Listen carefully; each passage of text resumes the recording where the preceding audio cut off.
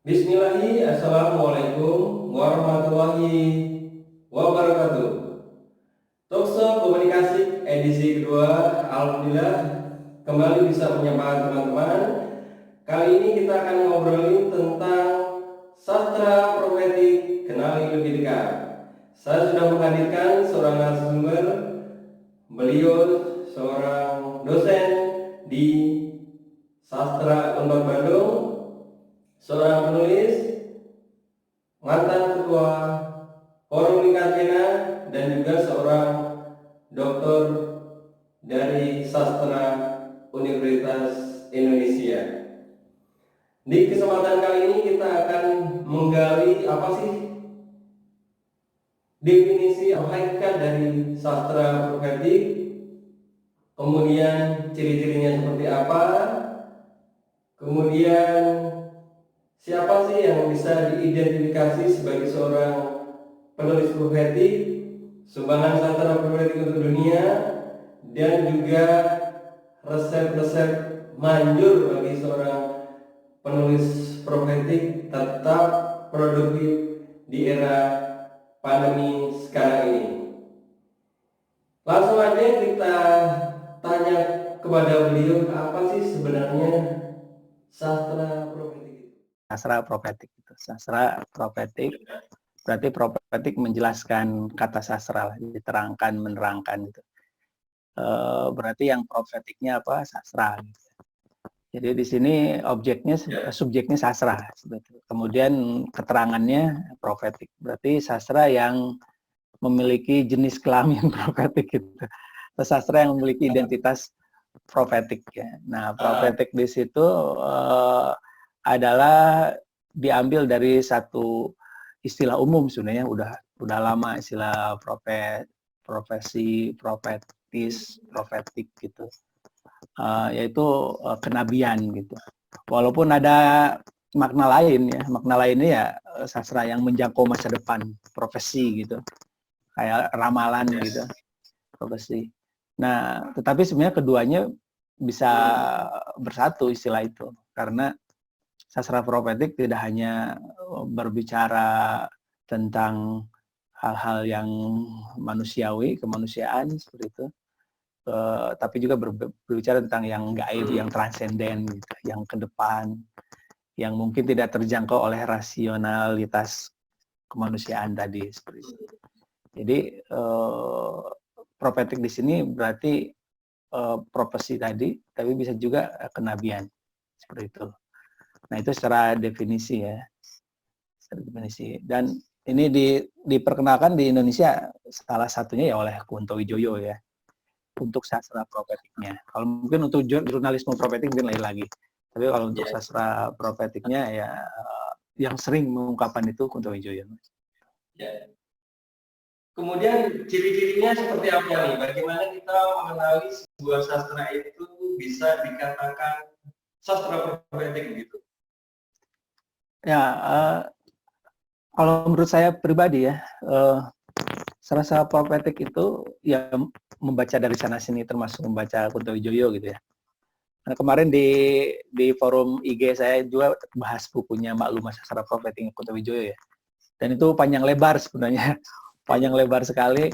Ada yang disebut sebagai kaidah profetik, ada yang disebut sebagai etika profetik gitu. Ada kemudian nanti ada yang disebut struktur profetiknya. Nah, yang intinya adalah sastra profetik ini turun dari sebuah ayat Al-Imran 110 kalau nggak salah. Kuntum khaira ummah ukhrijat linnas ta'muruna bil ma'ruf wa tanhauna 'anil munkar wa tu'minuna billah. Itu selalu yang dinukil oleh Kunto Wijoyo gitu, bahwa profetisme itu sebenarnya punya tiga etika itu humanisasi, liberasi, dan transendensi. Jadi tiga aturan main ini sebenarnya inti dari sastra profetik. Jadi Nabi juga pada saat dulu kehidupannya ya tidak melulu transendensi. Beliau adalah juga seorang panglima, seorang kepala negara, bahkan seorang pedagang, seorang suami. seorang tetangga dan sebagainya, hal-hal yang kecil juga dilakukan oleh Rasulullah.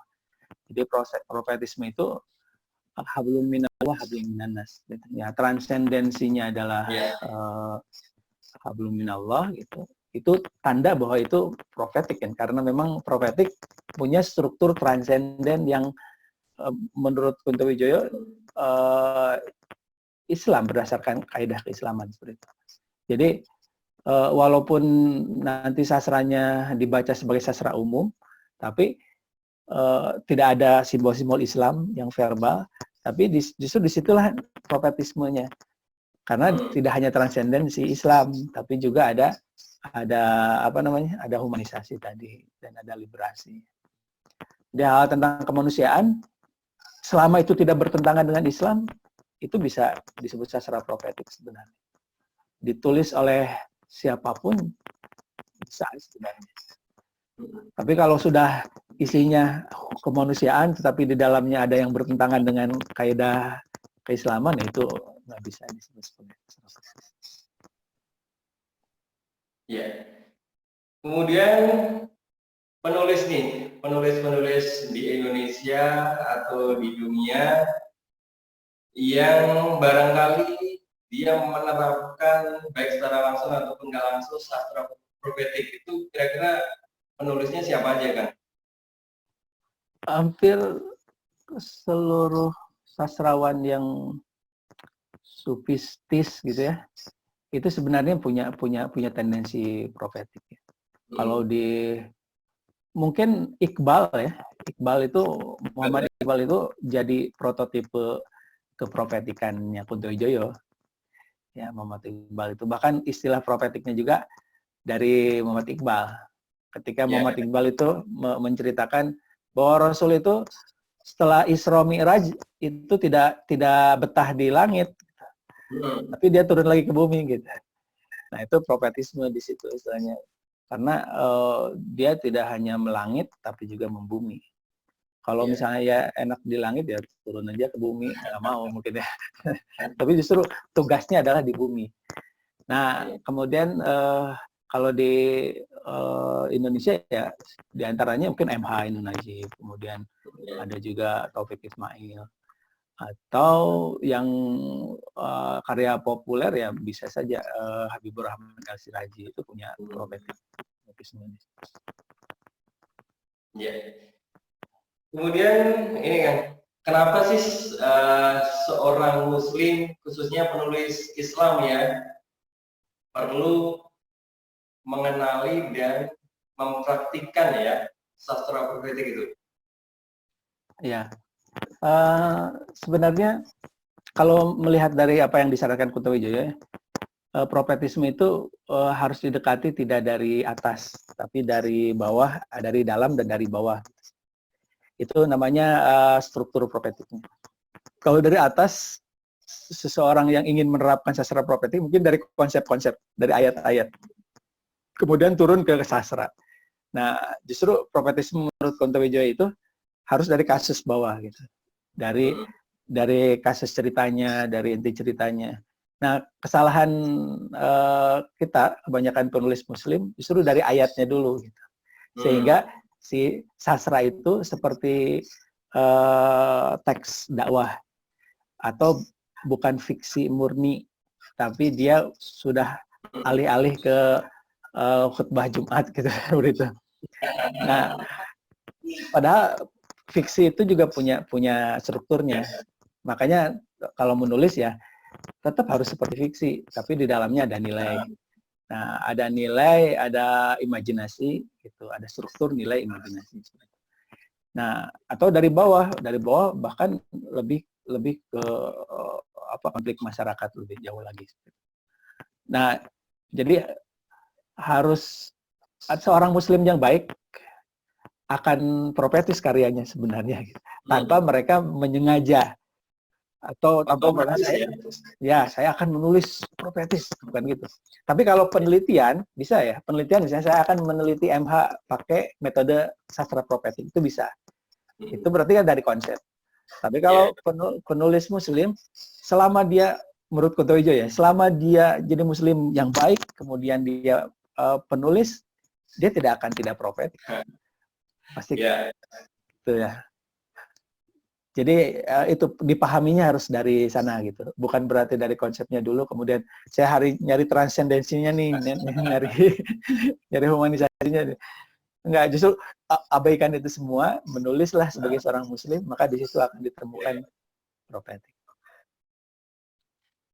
Sekarang ini kan pengalaman pribadi ya, persentuhan Kak Irfan dengan sastra profetik baik secara teori maupun praktek, misalnya di penulisan atau penelitian, dan juga mungkin secara teori di kampus diajarkan itu sebenarnya seperti apa?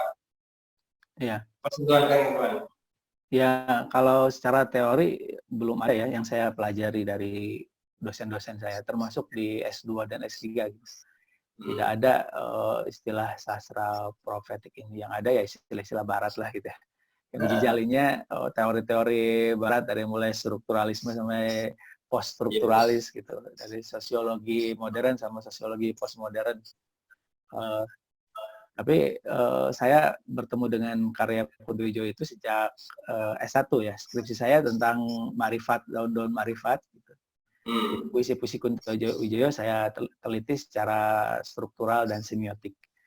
Nah, kemudian S2 baru saya meneliti pemikiran Kunto Wijoyo. Makanya judul tesis saya juga judulnya Estetika Sastra Profetik, Gagasan dan Pemikiran Karya-karya Kunto Wijoyo. Itu tahun 2006 ya. Nah, kemudian tadinya mau menerapkan itu, tapi oleh kampus masih tidak diakui ya. ini bukan teori gitu. Ya udah saya bikin aja bahwa itu adalah satu postulat teori kritik tersendiri. Nah, sekarang sudah banyak yang pakai kalau sekarang. Nah, kemudian tahun pas disertasi, nah saya ke post-islamismenya, alih-alih dari sastra profetik sebenarnya, dari budaya profetik dalam politik, kemudian dalam ini sebenarnya post-islamisme.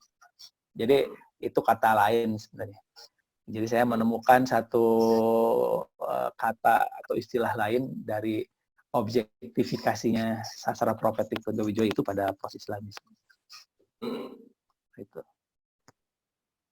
Sekarang ini sumbangan, kira-kira sastra profetik itu pentingnya apa sih buat Indonesia gitu, atau buat peradaban Islam, peradaban dunia? Kira-kira? Ya. Pentingnya itu jalan tengah ya. Jadi harus ada ruang tengah yang itu menyatukan antara idealisme gagasan seorang Muslim dengan apa istilahnya, dengan realitasnya. Jangan sampai seorang Muslim gagasannya besar, tapi belum apa-apa sudah ditolak gitu. Sudah ditolak. Makanya kan ada umat Islam yang masuk ke parlemen. Sebenarnya itu sedang melakukan pembumian gagasan politiknya gitu, masuk ke parlemen, demokrasi, kemudian jadi ruang publik yang juga milik mereka lah gitu. Nah, sastra juga jadi ruang publik milik mereka seperti itu. Nah, kalau umat Islam sudah masuk di tengah ini, kemudian mereka sudah mengobjektifikasi ideologinya atau bahkan dinnya ya, ke bentuk-bentuk objektif karya sastra, ekonomi, politik, maka di situ umat Islam akan menjadi rahmatan lil alamin.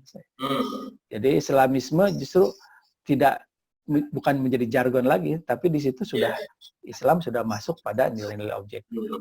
Makanya nanti yang paling baik seperti ini kan, misalnya, oh dia politikus yang baik, oh pantasan Muslim gitu. Ya, atau dia sastrawan pemenang Nobel, Muslim sih dia gitu. Ya, maksudnya itu kan tidak ada sekarang, tidak ada. Jadi Islam itu tidak masuk pada nilai-nilai idealitas, realitas objektif masyarakat.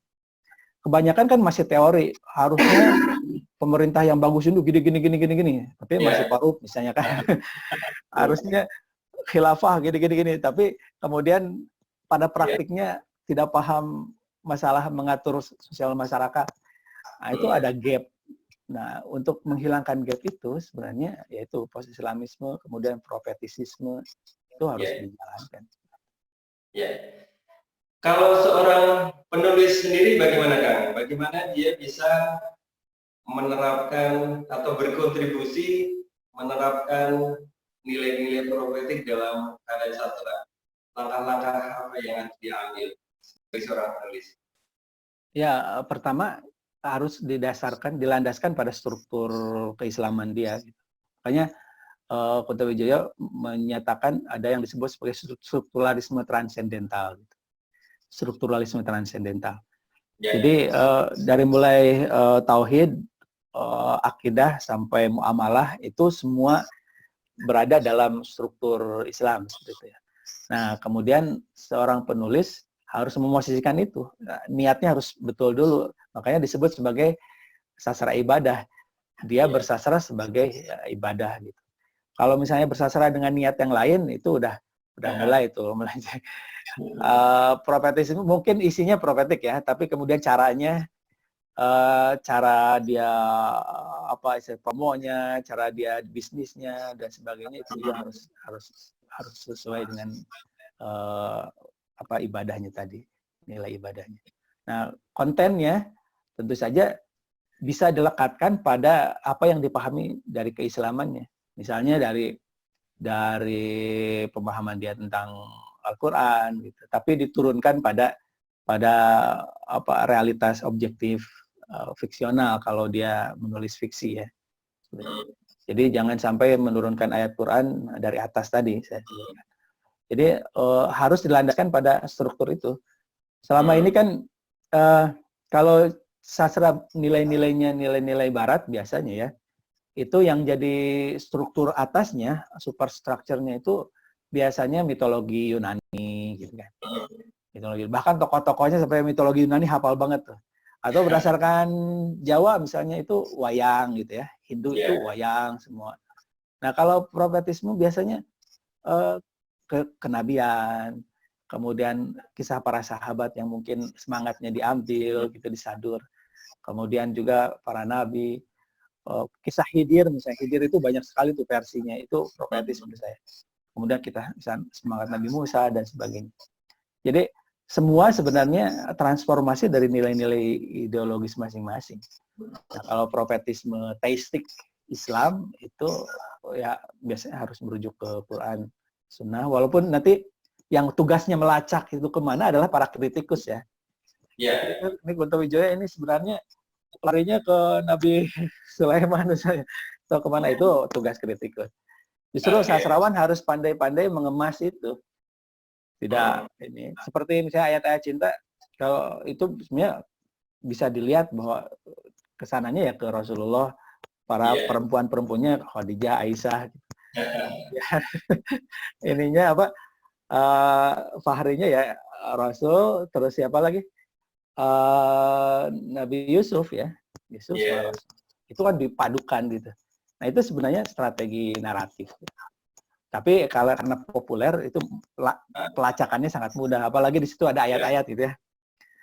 Ayat banyak itu mudah sekali untuk dilacak kemana sumbernya. Iya, itu ya mungkin sedikit informasi tentang sastra profetik. Tapi kira-kira sekarang pesan Kang Irfan nih buat para penulis biar lebih produktif di era pandemi yang masih kapan sampai akan berakhir ini. Saran-saran Kang Irfan apa nih biar produktif? Menurut saya ada 3 cara produktif ya. Yang pertama produktif membaca. Kalau merasa belum bisa apa-apa gitu atau masih kurang bahan dan sebagainya, jangan keburu kebelet nulis lah ya. Masa pandemi ini sangat cocok sekali buat baca gitu. Nah, kecuali yang sudah punya bahan untuk nulis nih, udah punya outline gitu, itu selesaikan di masa pandemi ini sangat baik tuh. Sekalian baca kan, sekalian baca, sekalian menyelesaikan outline-nya seperti itu. Atau misalnya yang ketiga bacaan tidak banyak, kemudian outline juga nggak punya. Menurut saya aspek spiritual penting. Ibadah lah gitu. Baca Quran dengan tafsirnya gitu itu penting tuh buat penulis gitu ya. Kita kan biasa menyelesaikan novel sampai khatam tuh. Tapi kalau menyelesaikan Quran dengan terjemahannya sampai khatam ya belum ya. Biasanya kan khatamnya hanya bahasa Arabnya ya khatamnya dengan terjemah karena sangat penting Al-Quran itu menjadi nilai profetik yang utama gitu karena di situ kisah-kisah semua kan. Suatu saat kalau itu terus-terus ditadaruskan, dipelajari, itu akan menjadi nilai internal, inherent. Jadi nanti si karyanya juga secara otomatis akan terpengaruh oleh bacaan. Ya kalau selama pandemik nontonnya drakor ya nanti keluarnya juga drakor gitu. Atau misalnya diimbangi lah kalau suka drakor ya harus itu 30 ini 70. Iya. Oke kan, sementara mungkin itu dulu ya. Terima kasih buat Kang Irfan atas waktunya. Teman-teman, untuk sementara itu dulu. Kita akan ketemu lagi di episode selanjutnya. Terima kasih. Assalamualaikum warahmatullahi wabarakatuh. Waalaikumsalam warahmatullahi wabarakatuh.